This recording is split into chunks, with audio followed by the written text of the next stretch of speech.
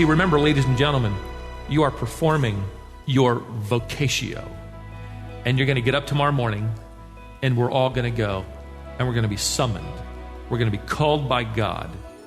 You have a calling from God. Get up tomorrow morning, and let's, in the name of Christ, serve Him with utter excellence and dedication and passion, because we happen to live, especially in this culture, surrounded by professional sluggards.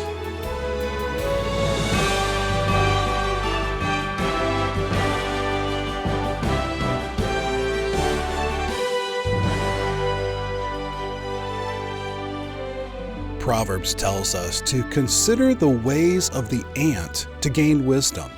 Ants don't need a supervisor to motivate them. They instinctively work hard, plan for the future, and pool their resources. But how does this apply to your work ethic, your calling, and your approach to life? In today's message, you'll discover Solomon's wisdom on how diligence and teamwork not only honor God, but also lead to a life well lived. If you're feeling stuck, unmotivated, or overwhelmed by work, Stephen's message could transform your life. In a book authored by Chuck Swindoll, he retells the rather humorous anonymous testimony of someone who was overworked and tired of it. Maybe you can identify. Here's what this disgruntled, overworked person had to say. And I quote, "I'm tired. For several years, I've been blaming it on middle age, iron-poor blood, lack of vitamins, air pollution, water pollution, saccharin, weight, dieting, wax buildup, and a dozen other maladies that make you wonder if it's really worth the effort. But now I found out it's none of those things. I'm tired because I'm overworked, and I figured out why. The population of this country is around 300 million. But 98 million are retired. That leaves 202 million to do all the work. But there are 161 million in school, which leaves 41 million to do the work. Of this total, there are 22 million employed by the federal government and another 14.8 million people employed by the state and city government, and none of them are doing any work, which leaves us with 4,200,000 people to do all the work. 4 million are serving all over the world in the military, and so that leaves 200,000 people to do all the work. 188,000 of them are sick and in the hospital. So that leaves 12,000 to do the work. But there are 11,998 people in prison. So that leaves just 2 people to do all the work. You and me. And you're standing there reading a book. No wonder I'm tired, this person says. Well, as I prepared for this particular study, it occurred to me there's a vast difference between being tired because of work and being tired of work. Have you ever met anybody who worked hard at keeping away from work? There probably isn't any better testimony for Christ than someone who works hard enough on the job to get genuinely tired. The average person I have read in America gets paid for 40 hours a week, but actually works around 30, and it's even slipping below that. Sick days are all used up, as well as vacation days, personal days, holidays. The Bible doesn't recommend that Christians become workaholics. As a matter of fact, the quantity of work hours on the job isn't as much an issue in the Scripture as the quality of work performed. Paul told the Colossian believers exactly how they were to show up and work on the job. He writes, "Do your work heartily, as unto the Lord, rather than for men, knowing that from the Lord you will receive your reward. It is the Lord Christ whom you serve." Colossians 3:23 and 24. The trouble is, in the church, we have drawn an artificial line between the secular and the sacred. You could get really excited, and we do, about discipling a group of men. I mean, God definitely will reward diligence in that. But how does that compare to doing the laundry, or the dishes, or laying tile, or filing a brief? We have forgotten that we are not working for men, as Paul reminded the Colossians. We are ultimately working for God. In fact, the Latin word vocatio, which gives us our word vocation, literally means a calling, a summons to duty. The truth is, Solomon had a lot to say with how we live at work, the kind of employee we are. In fact, throughout the book of Proverbs, Solomon continually warns his sons and daughters who follow along in this quest for a hidden treasure. He says, look, as you're searching for wisdom, there's somebody I've got to warn you about.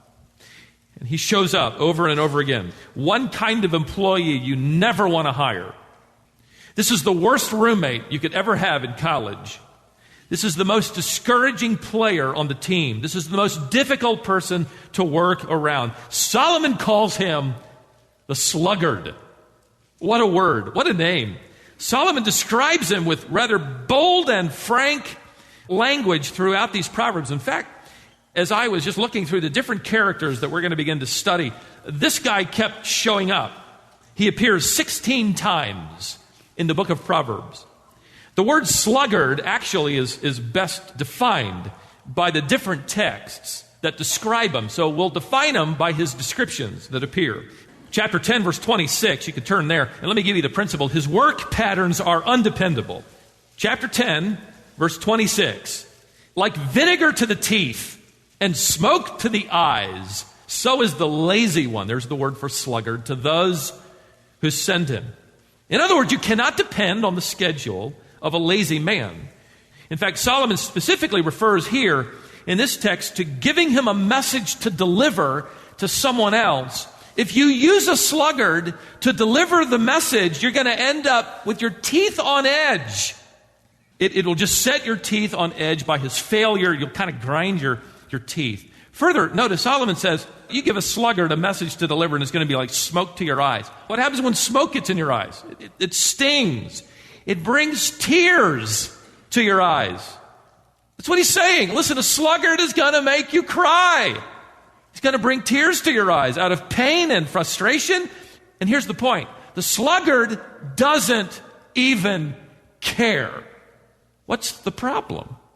The boss can only bang his head on the wall and take some medicine for ulcers and cry tears of frustration. The work patterns of a sluggard are undependable. Bruce Wolke said, a sluggard is without a moral sense of responsibility to other people.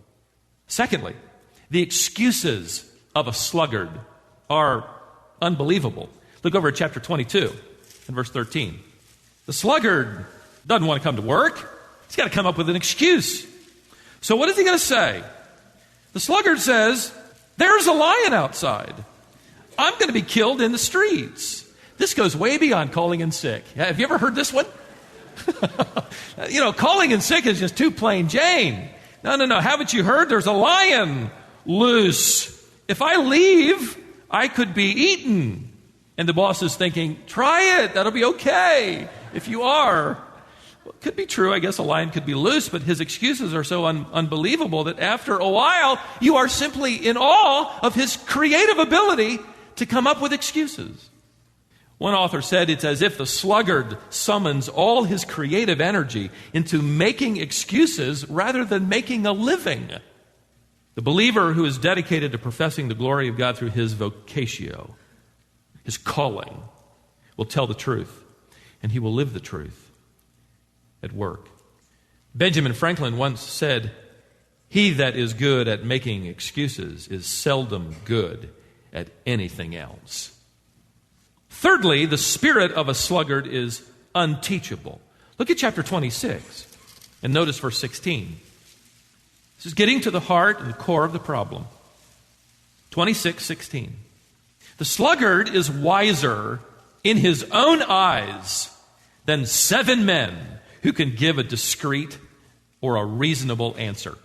In other words, you just try to challenge a lazy woman or a lazy man about their careless work or their late appearances or their failure to meet the latest deadline or turn in the latest report, whatever you are waiting on, and they will respond with more logic and reasoning than 7 people combined. Just ask him. He's your best employee. You just didn't know it. She's the one who's really working the hardest around this place where you work. How can you do anything less than give them the biggest compliments and the largest bonuses? Because if it weren't for him or for her, the place would fall apart in a week. Just ask them. They'll tell you why. Solomon said in Proverbs, this chapter, they are wiser and more valuable in their own eyes than anybody else. And listen, the truth is, they are actually costly to the company. Their team is always having to pull this guy's weight along. They talk it up, but they don't work. Solomon wrote in chapter 18, verse 9, he who is slack in his work is brother to him who destroys. In other words, he indirectly destroys. He destroys morale and profit, and you might not be able to track it back to him because he's just related to the problem. But if you can finally track it back, she is the issue. And they cannot be challenged. They refuse to change. They have all the answers. The spirit of a sluggard is unteachable. Number 4, the expectations of the sluggard are unreasonable. They're unreasonable. You listen to a person without any internal initiative. These are people who lack self-motivating objectives. But listen to that sluggard who sits next to you in that college class or works down the hallway from you or across the lathe in the machine shop. They consistently avoid the hard tasks and the late hours in the library. They refuse to pay the price and sweat it out. Yet they talk about everything they are going to have and gain. They have these incredibly high expectations. He's the one that's going to go places. You just talk to him at lunch at work. She's the one that's really going to make it. They're going to build this and reach that and win this and do that and get there, and you watch, you will see. But then you watch their lives at work and discover that they are expecting everything without ever lifting a hand. Listen, without turning for the sake of time, what Solomon says, the sluggard in chapter 20, verse 4, does not plow after the autumn. But notice this, he asks during the harvest, but finds nothing. He didn't plow, he didn't plant, but he goes out to his field and says, well, where is it? I'm ready. His expectations are absolutely unreasonable. In chapter 21, verse 25 and 26, it says, the desire of the sluggard puts him to death. All day long, he is craving. In other words, every day he wakes up and he finally gets out of bed and he desires another desire. He simply lives a life of coveting. But his expectations are unreasonable. His spirit is unteachable. His excuses are unbelievable. And his work patterns are undependable. So he goes out to a field, and it's hard to imagine, but he says, I have done nothing. I'm ready for the harvest.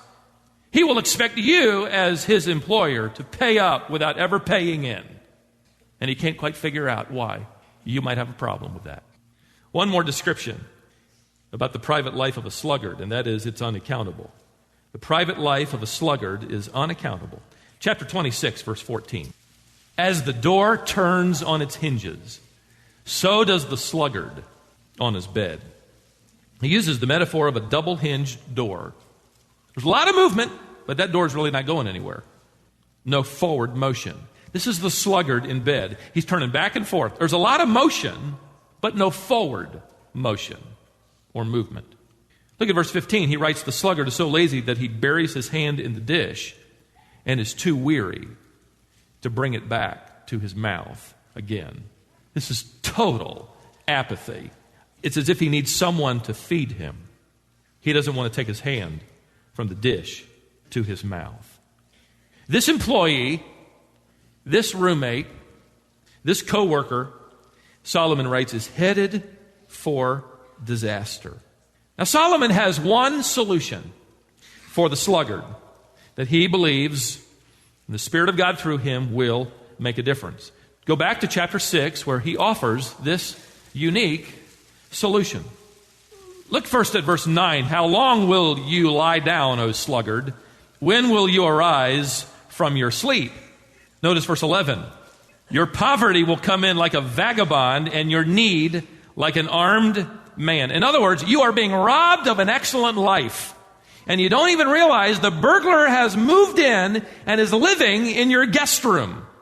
You're cutting corners at work, you're coming in late, making up excuses, not filling out the terms of the contract, you're dead weight in the boardroom, on the dorm floor, you're allowing your life, he says, to literally be stolen away.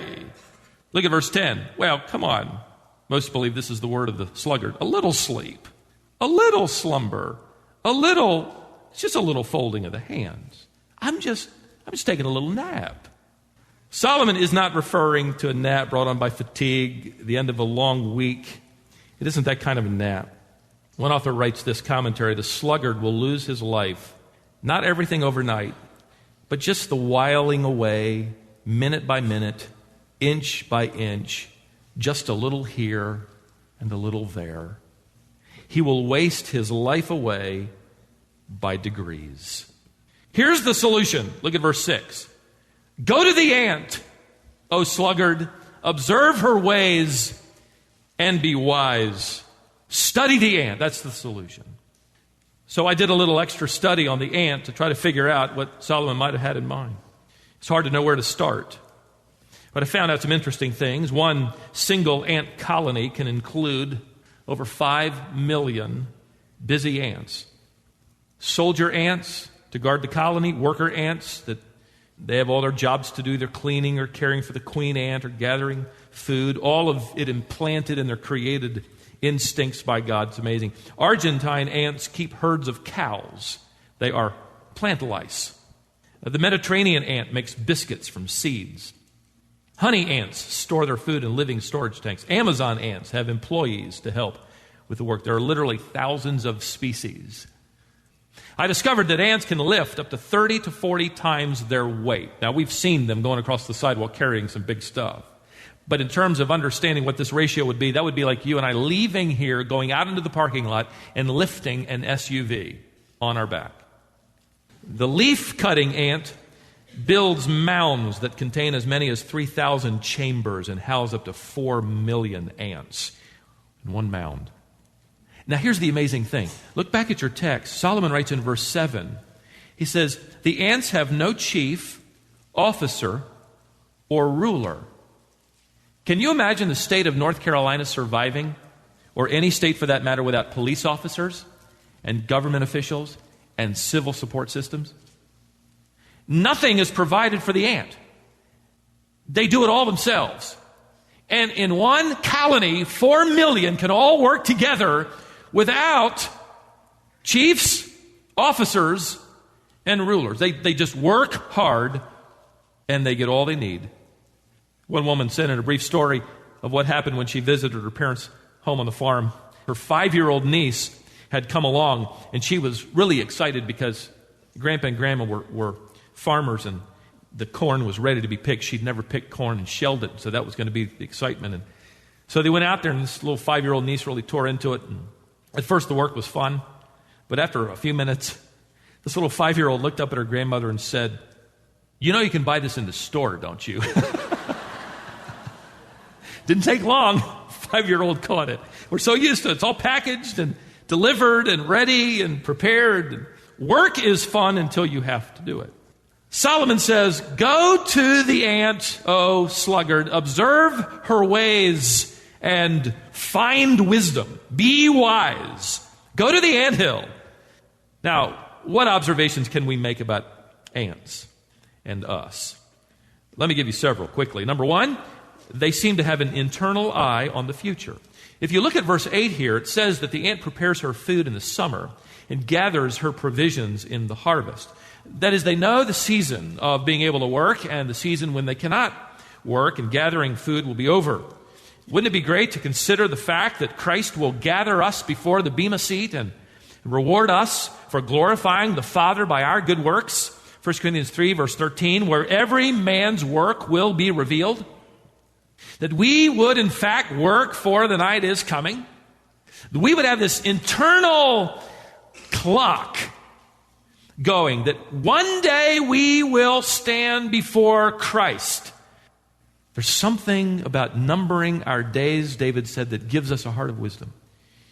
There seems to be this internal clock, seasonal clock in the ant that keeps them pressing forward. And a trip to the Anthill would result in some very practical questions. What kind of employee are we? What's our work ethic? What kind of student are you? What does the teacher think when he or she sees you come into the classroom? What does your boss think when you show up, when you pass him in the hallway? What does he think of the quality of your work? Don't forget, according to the Word of God, the review that really matters is not at the end of the fiscal year. It is at the Bema seat, where Christ will evaluate not only the work and quality of our hands, but the attitude of our hearts. Observation number 2. Ants labor according to their divinely created calling. If they are worker ants, they work. If they are queen ants, they lay eggs. If they're cutter ants, they gather leaves.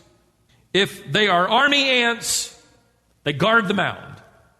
It gets back to this calling of God for the believer, your vocatio. Your calling happens to be your profession. Whatever it is, as you walk with God, you're doing right now. Honor God in it. Consider it a sacred calling. What is the quality? What is the excellence of what our hand does? Frankly, a lazy Christian is a contradiction of terms. Your work is a sacred calling from and unto Christ. One more observation. They unite their efforts and pool their strength and resources. I have watched an ant struggling under a load, haven't you? Just watch and another one will come along. And they're not going to arm wrestle to see who has to carry it. They're just going to both start carrying it. And then another one comes along. And before you know, they're carrying the picnic basket away. They work together well. What a great illustration for the family at home and the family at church. If our church was effective today in demonstrating the grace of God, in delivering the truth of the gospel, it was because there were more than 1,000 people we didn't see who were doing 1,000 different things. They'll never be rewarded on the platform. They'll probably go unnoticed by the majority of the church, but their faithful service, working, even if they aren't rewarded on this planet, matters to them. I'll try to wrap it up here with this. This is a great illustration of the critical nature of our work in the gospel and why we should serve with excellence. The Texas Army National Guard. I'd never heard of a group of people that allow them to stay alive. They're a group of special workers called riggers. Their job is to fold and pack the parachutes the soldiers are going to use when they jump from an airplane at 5,000 feet. These people are intensely dedicated to their task. In fact, they have a creed. The riggers' creed is, and I quote, "I will be sure always." They know jumpers need assurance that everything regarding their chute is perfect. I mean, think about it. There's no room for error. In the 20 minutes it takes to meticulously pack an MC-1 military parachute, exactly 30 folds are required in a certain way. And so the rigger's creed further states, "I will never let the idea that a piece of work is good enough. There can be no compromise with perfection." Now maybe you think, well, now wait a second, that's a little too perfectionistic for me. Not if you got to jump out of an airplane with their work on your back. Suddenly it's very important how perfect it was. Can you imagine being told, you're in the Guard, listen, your parachute was packed by that sluggard over there. We think he stayed awake and did 30 folds. You know, he loses track, doesn't usually count. It'll be okay. No, his work matters to you. And so our work matters, not just to one another, but to God. If God would take note of the ant and commend them to us, imagine what we mean to him. You see, remember, ladies and gentlemen, you are performing your vocatio. And you're going to get up tomorrow morning, and we're all going to go, and we're going to be summoned We're going to be called by God. You have a calling from God. Get up tomorrow morning and let's, in the name of Christ, serve Him with utter excellence and dedication and passion, because we happen to live, especially in this culture, surrounded by professional sluggards. So let's be different and so glorify our Christ. And one day, can you imagine standing before Him and hearing Him say, "Well done, thou good and faithful servant"?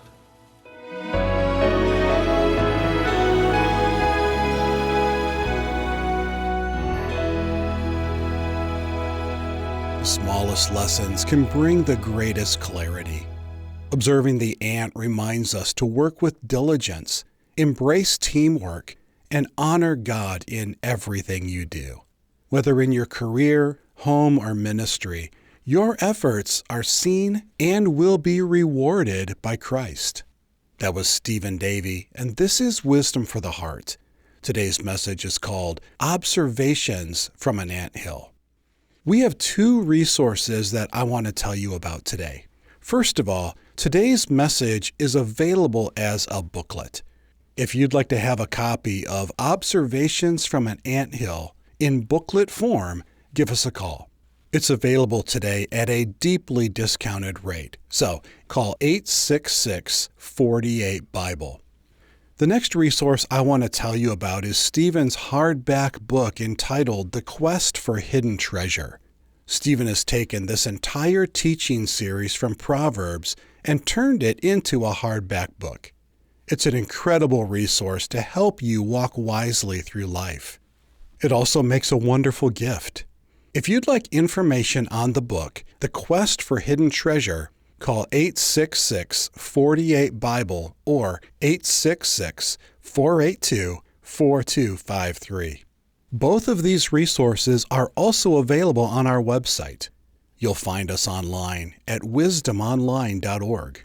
When you navigate to the store, you can search for either Observations from an Anthill or The Quest for Hidden Treasure. Both of these resources are discounted today, so take advantage of this opportunity to have these in your library of biblical resources. I'm Scott Wiley, and on behalf of Stephen Davey and the entire Wisdom International team, I want to thank you for listening. We're so glad you've joined us. We're going to continue through this series from Proverbs in the days ahead, so be sure and join us back here next time on Wisdom for the Heart.